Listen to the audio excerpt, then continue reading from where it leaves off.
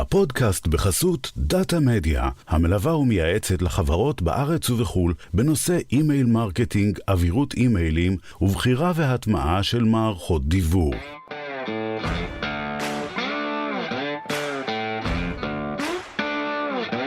A new podcast is coming soon, featuring the leading email marketing and deliverability experts. And I'm gonna be your host. My name is Sela Yofe. I'm an email deliverability consultant from Israel.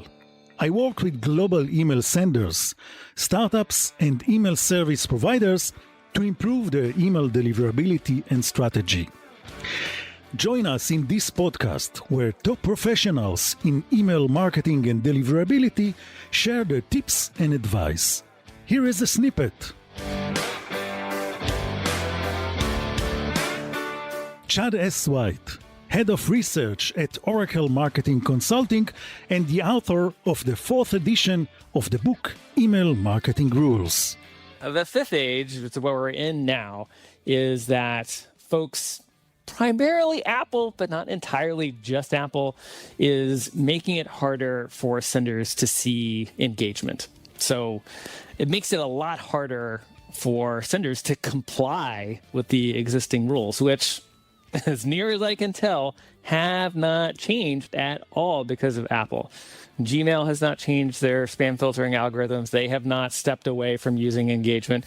It's my understanding that even Apple, which uses engagement-based filtering, has not changed its position.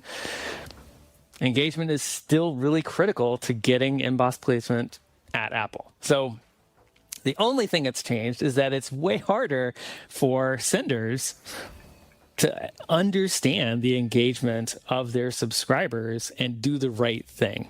And that has precipitated a lot of complexity, frankly, on the individual sender level, where they have to figure out this sort of new alchemy of understanding, really kind of the percentages, the likelihood that this particular subscriber is engaged with my emails based on, what I can see from inboxes, but also lots of other behavior where they're kind of guesstimating, engagement based on how engaged they are with the brand through other channels and how much they're purchasing or how often they're, visiting their website or engaged with their app. So a lot of fuzzy lines that are being connected, which, again, really complicated to work out. So that's the fifth age. That's where we're at right now. Gene Jennings, the CEO of Only Influencers and the founder and chief strategist for Email Optimization Shop. If you're doing a multi-effort series, that's really what you want, because in a multi-effort series, you want to see the number of unique clickers grow with each email.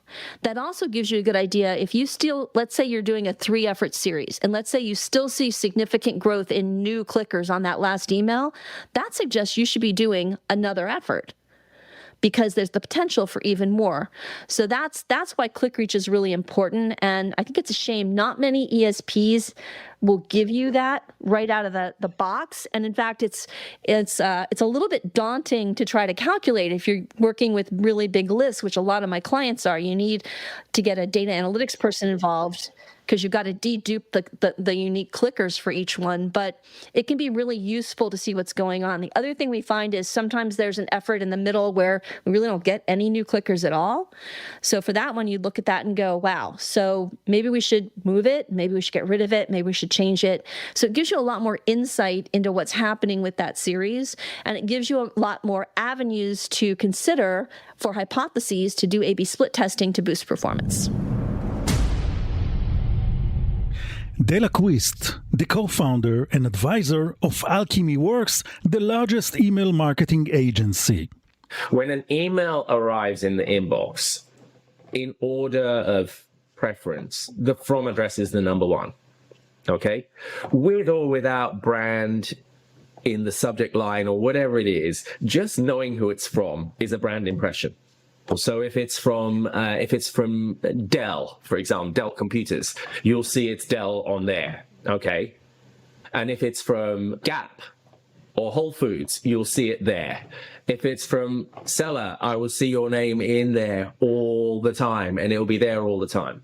And what I used to do was show people, and I'd just sort my inbox by who from, and then I'll show them someone who's sending weekly or daily, and I go impression, impression, impression, impression, impression, impression, impression, Dell, Dell, Dell, Dell, seller, seller, seller, seller, seller, seller, seller, seller, seller. And then I say, hey, do you know any email marketing consultants who know about deliverability? I'll say, oh yeah, there's a guy called Seller, and I won't even know. That's how billboards work, right?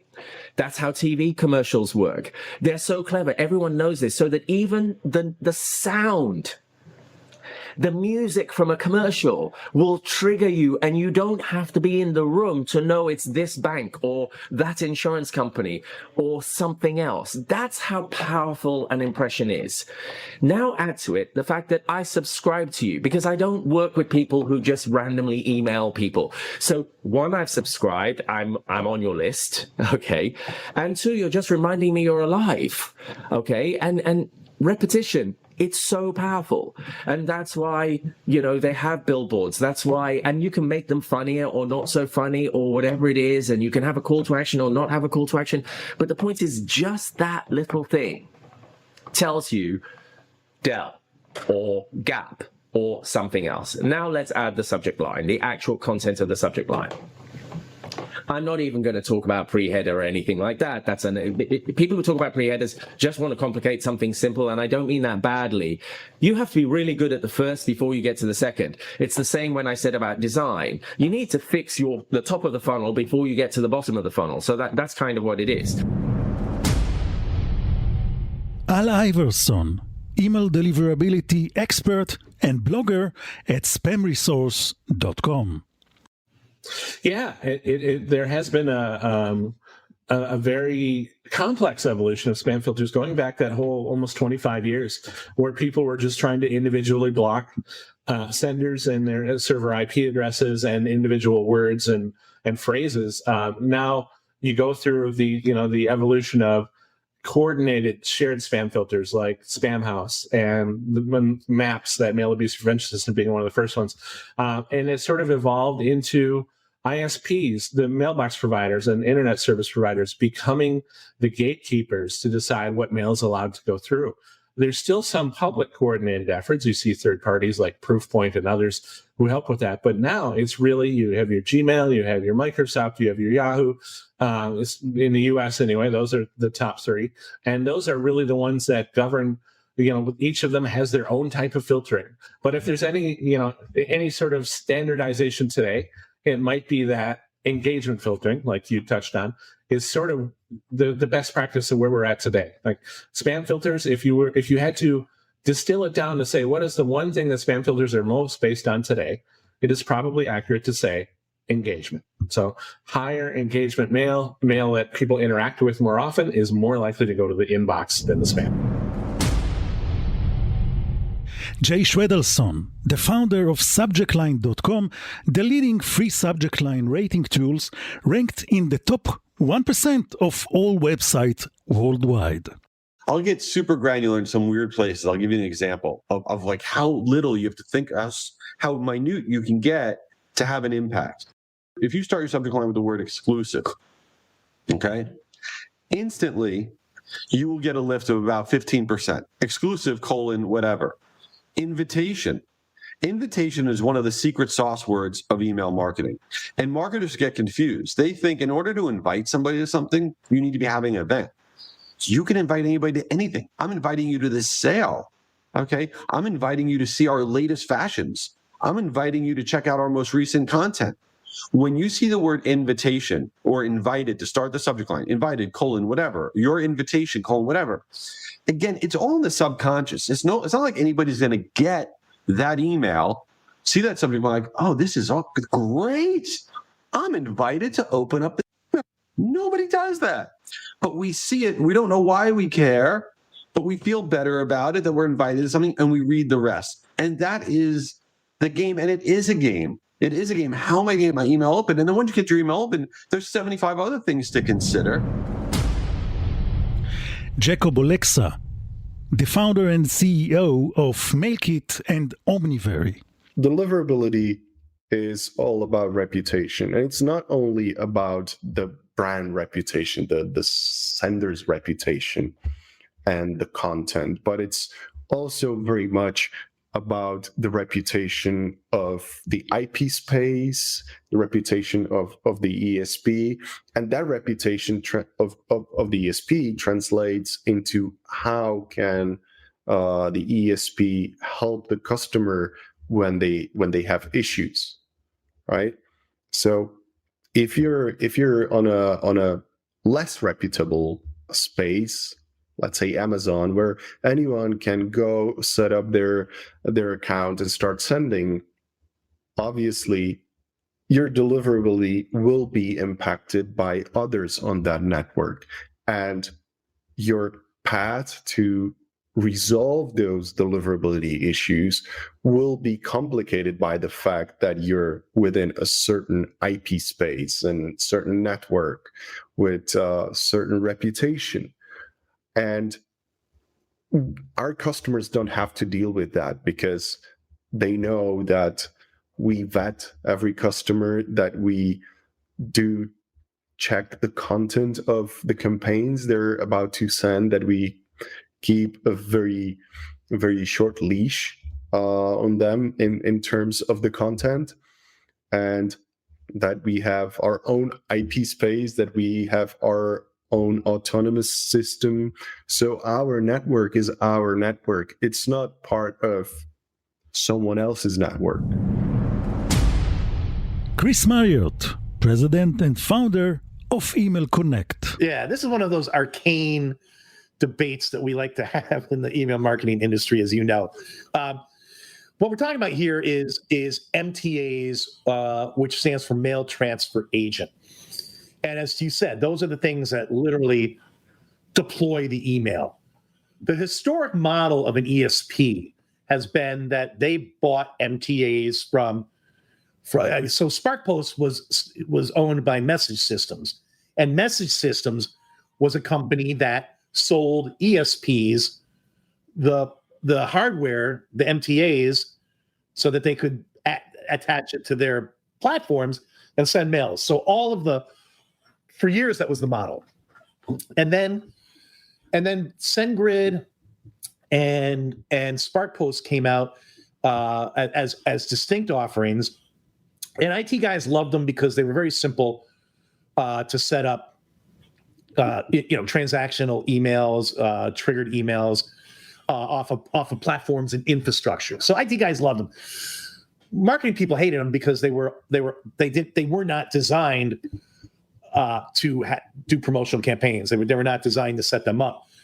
So what happened was suddenly all what I call a class of next gen ESPs, to your point, all started using, instead of buying their own MTAs, started using, and David Daniels, he was the first one I heard use this phrase, MTA in the cloud. And he referred to all of these as MTAs in the cloud, which is what they are. And all of the next gen platforms that have emerged in the last 5 years deploy through SendGrid or SparkPost, or, as you said, Mailgun. And even the deployment CDPs we were just talking about, they go through these MTAs in the cloud. Again, which it just is one more reason why, how they just look just like the next gen platforms. I mean, the next gen platforms and the CDPs are what are going to merge. Ryan Phelan, managing partner at RPE Origin. A little thing I came up with a long time ago. So, here's the theory. Here's the fact, really. Earlier, I talked about email marketers are doing all this stuff and no time to do it. It is a methodology or an approach to innovation that says, don't build the whole program out and then launch it. Build one thing out and then launch it. I was talking about Agile before it was Agile, right? Which was take an Agile approach to your program development and incrementally make changes so that over time you have success instead of doing it all at once, right? Which is a huge time suck. So if you're a small program, 2 or 3 people, and you want to develop a trigger program that's 3 emails long, Great. Develop the first one, launch the darn thing. And then when you have time, launch the second one. And then when you're got time, launch the third one. And nobody, people think that when you launch a new program, you have to do it all at once. There's this pressure to get it all done at once. And my position on it was nobody has said that. They've just told you that they did it. But what's wrong with just incrementally innovating your program? I think marketers get paralyzed to say, I don't have the time to do the whole thing, so I'm not going to do the thing at all. And so incremental innovation says, do the one thing, then do the second thing, then do the third thing. And by the end of the third thing, you got the thing that you didn't have time for. Adrian Williams, email deliverability expert, founder and CEO of Email Angels. You need to spend more money now on email to inbox than you ever had to do before, just because you need to invest in deliverability consulting. You need to have things right. You need to talk to someone who knows what they're doing. And you need to also invest in your email program in such a way that it actually inboxes, depending on your business model and where you're at. If you're running an email program, you need to have deliverability consulting on your side. It's just that it's going to get very, very, very hard to inbox. The reason is because the amount of emails is exploding and the battle for the inbox is exploding. And you need smart guys in order to and right now it's just not about. It used to be back in the days where you can send billions of emails for free and just whatever inbox. I mean, those days are gone. They are gone. It's very sophisticated now, and you have to calculate for your business a lot more investment in deliverability for email program. Not talking about creating the content and all the other stuff you need to do, but you actually need to allocate a budget to deliverability for sure. I mean, there's no way around it, because what's going to happen is that you're going to waste time setting things up right from the beginning. And then you're gonna frustrate yourself about your email marketing manager. You're gonna frustrate yourself. He's not doing things right. They're gonna blame this. They're gonna blame that. And then you're gonna spam, blah, blah, blah. And then they're gonna contact deliverability consulting, right? And the deliverability consulting goes in. This is like, wow, you could have saved 8 months if you contacted me before, and you spent all this money paying employees and not getting any proper sales. Do it right from the beginning. Yeah. Dr. Matthew Dan, founder and CEO of Campaign Genius. The weather report I look at in the morning is not accurate. What's going to happen in the course of the day isn't exactly what it says in the weather report. It's a statistical generalization. Well, there's an X% probability of rain. Do I take an umbrella or not? It's kind of based on the probability measure I get from them, right? We now have less accurate weather reports for email campaigns. Does that mean we shouldn't look at them and compare them and go, this is a better day for golfing than that day? That one doesn't actually make sense to me, right? If they're less accurate but still directionally useful, if the sloppier open rate, thank you MPP, is still comparable between two different campaigns or 2 different weeks or 2 different triggers or something like that, I would say, why would you not look at that? My selfish answer would be, give us a call. We'll give you more accurate open rates because we've done all the work to narrow down Matthew's 42 email clients, but leave that aside. If it's still directionally accurate, it's useful. Second point, we'll get to clicks, but if the only feedback signal we've got about engagement of the message itself is that open signal, however inaccurate, regardless of what someone does after that with clicks, not looking at that, even if it's loose, even if it's sloppy, doesn't make a whole lot of sense to me. I mean, not all businesses are trying to drive clicks. Publishers, Substack writers, like there's a whole host of businesses and companies for whom the value delivered is actually in the message in the inbox. And the only useful indicator they've got about whether or not it got in front of your eyeballs is that cotton pick and pixel or image or logo in the email. Guy Henson, VP Customer Engagement at Validity. Certainly we've done some research with our customers, where we try to quantify, the benefit of BIMI. And, we've definitely seen, small but measurable open rate and click rate uplifts on their programs, especially across the domains which are part of BIMI, of course, before implementation and after. So there's definitely some kind of benefit going on there. I think, the other thing I'd say, I talked about, the research we produce at the DMA, and one of my favorite facts is a question which is asked of email consumers, which is basically, when you receive marketing emails in your inboxes, what's the top factor that makes it most likely that you're going to open that email? And I think, we're probably naturally conditioned to think, well, it's the subject line, of course, killer subject line automatically drives, email opens. But it was interesting because, the responses showed that while subject lines are interesting, even more so than subject line, consumers saying it's highly, highly important that I recognize and trust the sender, before I engage with that email. So, that's not just about BIMI. I think it's also about factors like using a consistent friendly from, even consistent language, so that, you're sort of seeing the same brand tone of voice from one email to the next.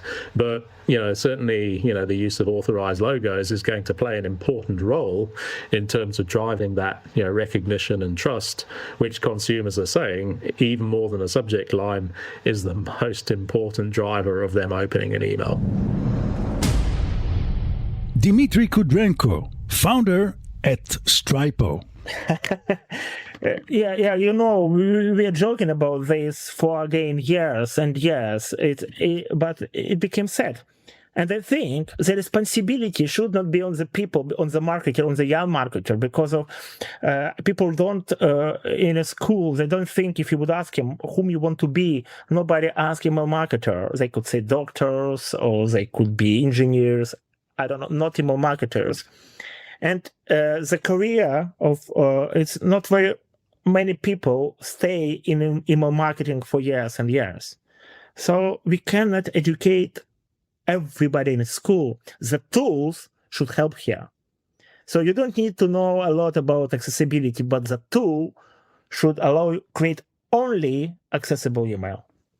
They should say, okay, don't use these colors. It should say it's a safe font, or you can use your font, but with, I don't know, with this set of fonts in a Google, or create your own font, but it's how to use it safe. We can say that aligning by center, it's maybe not very good idea for some people. We can say that it's, we don't need to say it, we don't need to give an advice. We just need to create templates, and by default, it should be, because if people use the default settings a lot. So if tool create great default designs, so experience of users would be, of recipients would be much better. So I think the way I can change the world here, just to create a tool for creating the perfect email without deep knowledge of all the stuff like accessibility. Well, that was just a preview of what's coming to emailgeeks.show. Please subscribe to the podcast.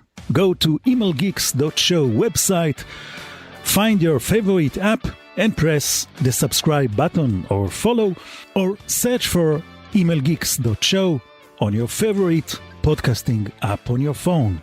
The first episode, starring Chad S. White, will be released on January 2024. I can't wait. Until then, take care. From me, your host, Sela Yofe.